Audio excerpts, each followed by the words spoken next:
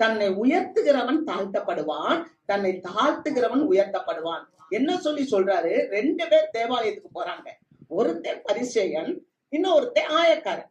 இந்த 2 பேரும் தேவ சமூகத்துல போய் இருக்கும்போது அங்க வசனத்தை வாசிக்கிறோம், தங்களை நீதிமான்கள் என்று என்றது. அப்ப நமக்கு ஆண்டவர் ஒரு கிருபையை கொடுத்திருக்கிறார். அந்த கிருபையை நம்ம வீணாக்கிற கூடாது. ஆண்டவர் நமக்கு ஒரு கிருபையை கொடுத்திருக்கிறார். அந்த கிருபையை நம்ம என்ன வைக்கிற கூடாது, விருதா வைக்கிற கூடாது.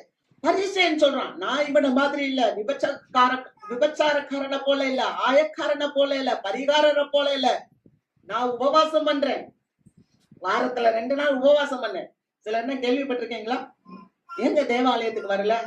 ஐயோ, நான் கோயிலுக்கு தான் வரல, ஆனா வீட்டுல எப்போதும் நான் ஆண்டவரை தான் ஜபிச்சுக்கிட்டு இருக்கேன், எப்போதும் நான் ஆண்டவரோட தான் இருக்கேன். ஆனா வசனம் சொல்லுது, சபை கூடி வருதலை சிலர் விட்டு விடுகிறது போல நீங்கள் விட்டு விடாதிருங்கள். இது தேவ வார்த்தை தானே?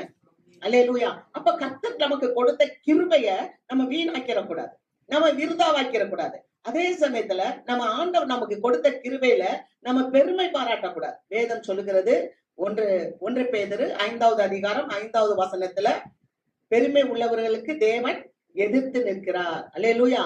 தாழ்மை உள்ளவர்களுக்கு தேவன் என்ன பண்றார்? கிருபை அளிக்கிறார். அப்ப நம்மளை தாழ்த்த கத்துக்கணும். இந்த பவுல் தன்னை தாழ்த்துக்கிறான். பரிசுத்தவான்கள் எல்லாரிலும் நான் சிறியவன். நான் இந்த வார்த்தையை புறஜாதிகளுக்கு சொல்ல, இந்த கிருபையின் ஐஸ்வர்யத்தை புறஜாதிகளுக்கு சொல்ல தேவன் எனக்கு இந்த கிருபையை கொடுத்தார். அல்லேலூயா. அப்ப நம்மை தாழ்த்தும் போது நம்மை கர்த்தர் உயர்த்துவார். ஆமென். இன்னைக்கு அநேக பிள்ளைங்க நான் பாக்குறேன், ஆண்டவருடைய ஊழியத்தை செய்யணும்னு வாஞ்சியா இருக்கிறாங்க. ஆனா அவங்களுக்கு ஒரு விதத்துல தாழ்த்த முடியாததுனால தேவன் அவர்களை பயன்படுத்த முடியாம இருக்கு.